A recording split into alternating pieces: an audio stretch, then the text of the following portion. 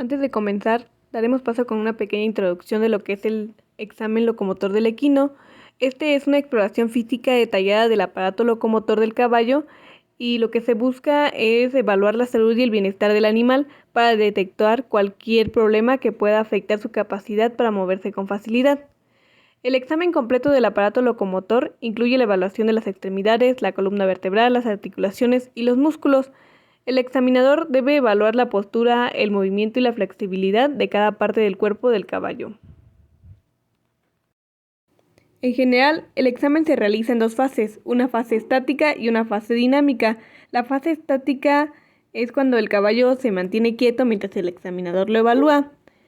Y la fase dinámica es cuando el caballo se mueve para que el examinador pueda evaluar su movimiento y detectar cualquier problema. En esta ocasión realizaremos la evaluación del aparato locomotor de un pony.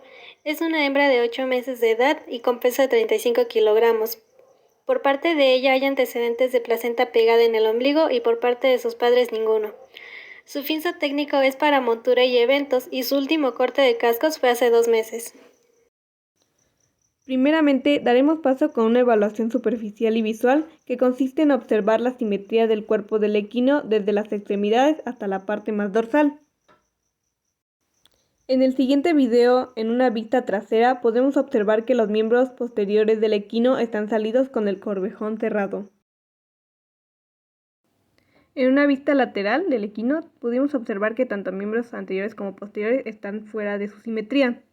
En la siguiente imagen podemos observar cómo deben de estar posicionados los miembros posteriores correctamente, ya que por medio de una línea imaginaria se traza desde la punta de la nalga hacia detrás del menudillo que cae justo detrás del talón, lo que nos da que es la simetría correcta, por lo que en la imagen del equino trazamos esa misma línea y se ve ligeramente posicionados fuera del lugar. En cuanto a miembros anteriores, en esta imagen la simetría se traza mediante una línea imaginaria que va desde la espina de la escápula hasta la parte palmar del casco, cosa que en los miembros del equino también se ven ligeramente salidos del lugar. Comenzamos con la evaluación de los cascos, la cual empieza limpiando la zona de los cascos para descartar e identificar alguna lesión y observar si estos están secos o agrietados, lo cual podría ser signo de alguna afección.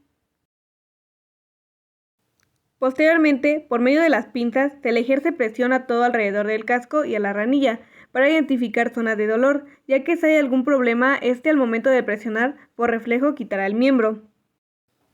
También es importante revisar la simetría de los cascos de manera ventral, ya que la simetría del casco es importante ya que ayuda a distribuir el peso del caballo de manera uniforme en las 4 extremidades, lo que es esencial para su equilibrio y la estabilidad del caballo. Para esta evaluación dividimos los cascos desde la ranilla, en los cuales observamos que había mayor volumen de manera medial del casco, que es lo que vemos en esta imagen a continuación.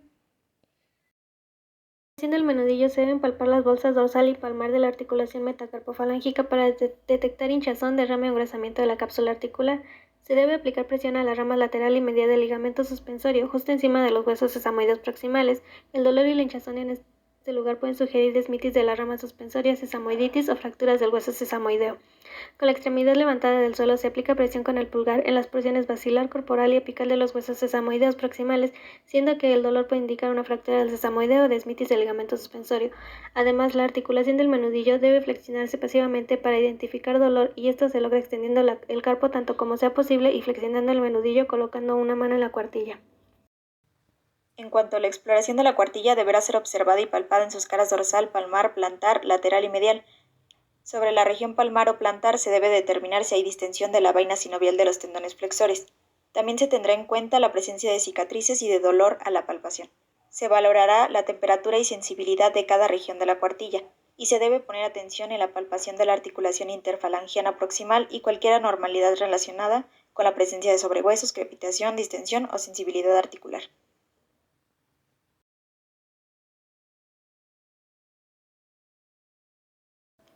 Para la evaluación del muslo y de la babilla, la palpación es el método preferido para detectar derrames dentro de las articulaciones. Para esto, el examinador coloca una mano sobre la tibia proximal y la fuerza caudalmente para comprobar si hay un mayor movimiento de la tibia en relación con el fémur.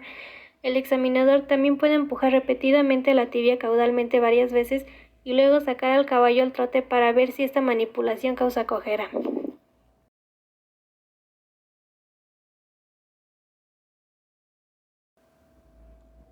En cuanto a la exploración de la babilla, se deberán palpar todas las articulaciones, los ligamentos colaterales y los 3 ligamentos rotulianos. Posteriormente se deberá notar la presencia de inflamación, distensión sinovial y grado de dolor a la palpación.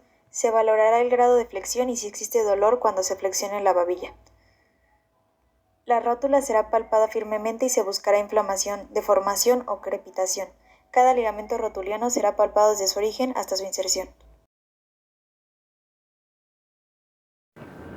Para evaluar el dorso hay que saber que está conformado por el cuello, la zona toracolumbar y la sacrocoxigia.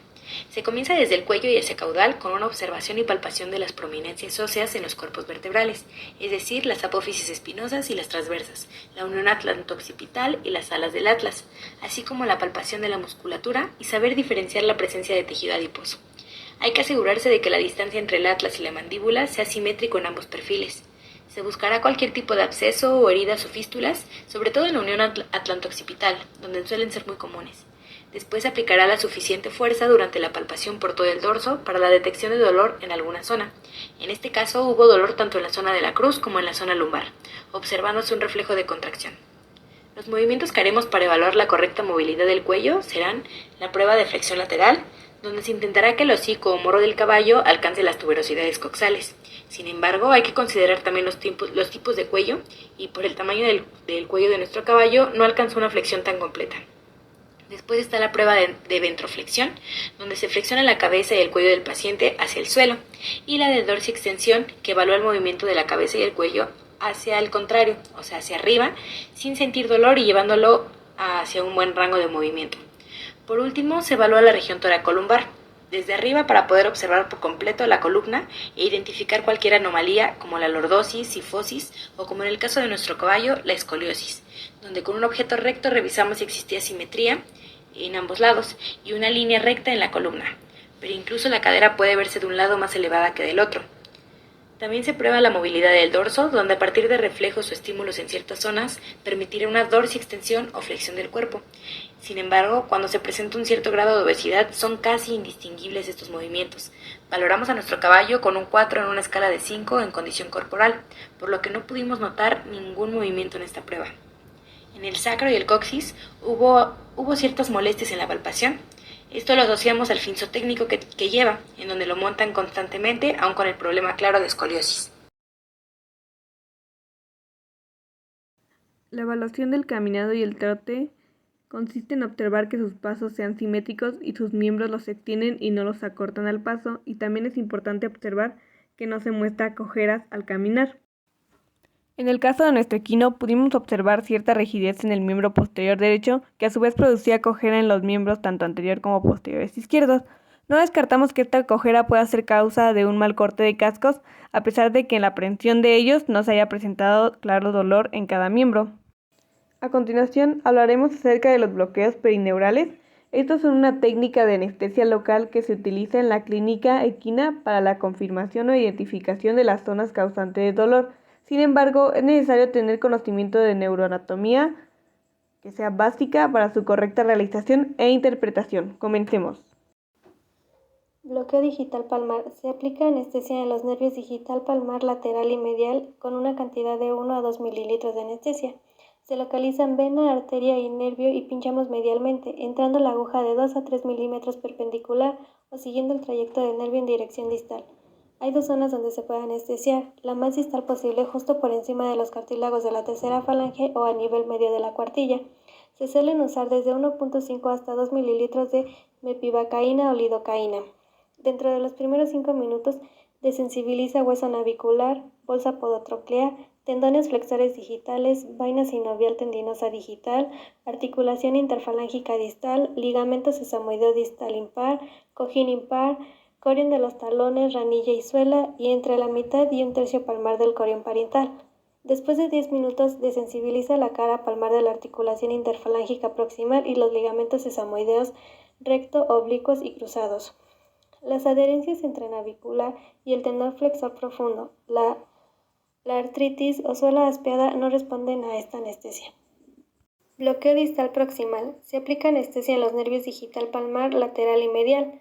Este bloqueo desensibiliza distalmente al punto de inyección las tres falanges, articulaciones interfalángicas proximal y distal, corión del casco, ramas extensoras del ligamento suspensor del menudillo, ligamentos sesamoideos distales y tendones extensores y flexores por debajo del menudillo, y desensibiliza proximalmente al punto de inyección las articulaciones metacarpofalángicas. Se localiza vena, arteria y nervio a nivel proximal de los huesos sesamoideos e inyectamos medialmente, entrando la aguja de 2 a 3 milímetros perpendicular o siguiendo el trayecto del nervio en dirección distal. Se suelen utilizar 2 mililitros de mipivacaína o lidocaína. Es importante evaluar después de 3 o 5 minutos porque debido a los vasos linfáticos hay una importante difusión del anestésico. Para el bloqueo de 6 puntos se deben de localizar los siguientes nervios, que es el nervio digital dorsal común, el nervio digital palmar común, el nervio digital palmar común medial. Para el nervio digital dorsal común, se inyecta dorsalmente al lado y al lado del extensor a nivel del botón del rudimentario, introduciendo la aguja unos 4 o 6 milímetros. Para el nervio digital palmar común lateral, introducimos la aguja entre el flexor profundo y el ligamento suspensor de 2 a 4 milímetros y 2 centímetros por encima del botón del rudimentario. Para el nervio digital palmar común medial, inyectamos entre tendón flexor superficial y flexor profundo a unos 2 o 4 milímetros de profundidad, 2 centímetros por encima del botón rudimentario. Para el bloqueo 4 puntos alta se deben de localizar los nervios metacarpiano palmar medial y lateral y el nervio digital palmar común lateral y medial. El nervio metacarpiano palmar y medial lateral se debe palpar la cabeza del rudimentario e introducir la aguja en el borde medial de la cabeza del rudimentario. Introducir la aguja unos 30 a 35 milímetros hasta tocar hueso. Después se retira un par de milímetros y depositar de 2 a 3 milímetros de anestésico. Ahí mismo, para el nervio digital palmar común lateral y medial, retiramos la aguja hasta que nos encontramos a 4 a 6 milímetros de profundidad e inyectamos 3 mililitros de anestésico. Para la anestesia en el origen del suspensor anterior, se busca inhibir la sensibilidad en la rama profunda del nervio palmar lateral proximal. Se desensibiliza el origen del ligamento suspensor, las estructuras más distales inervadas por el nervio digital palmar lateral y parcialmente a través de la rama comunicante, parte de las estructuras inervadas por el nervio digital palmar medial. Se usará una aguja hipodérmica de calibre 25 por 16 milímetros. Hay que recordar que mientras más grande es el calibre de una aguja, esta será más fina, y en este caso se necesita de una aguja fina porque el nervio es delgado, todas las estructuras están muy cerca de unas de otras. Para asegurarnos de estar en el nervio palmar lateral, hay que palpar el surco longitudinal sobre la fase de la cara medial del hueso accesorio. Se introduce la aguja en el tercio distal del surco hasta tocar el hueso. De ahí regresamos o retiramos un poco la aguja para poder depositar el anestésico, que por la zona corresponde a un volumen de entre 2 y 3 mililitros.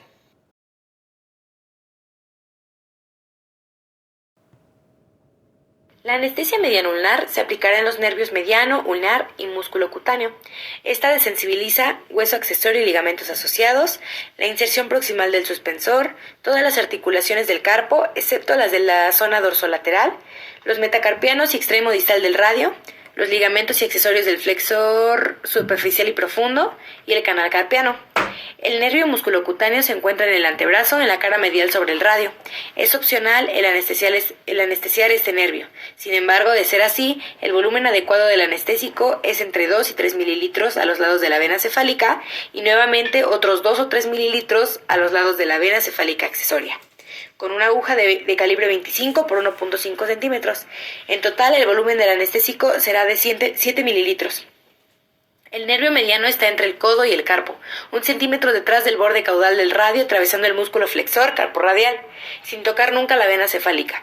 Se usa una aguja de calibre 20 por 4 centímetros y se inserta paralela al suelo, aproximadamente 3 centímetros para poder depositar 15 mililitros del anestésico. El nervio ulnar, por su parte, estará 4 dedos por encima del hueso pisiforme. Se palpa en la zona caudal, donde se localiza un surco longitudinal. La aguja de calibre 23 y de 25 centímetros se va a insertar perpendicular y se depositarán 15 mililitros del anestésico en la zona. Los anestésicos tardan entre 15 y 30 minutos en hacer efecto, por lo que hay que considerar esto para revisar después la sensibilidad.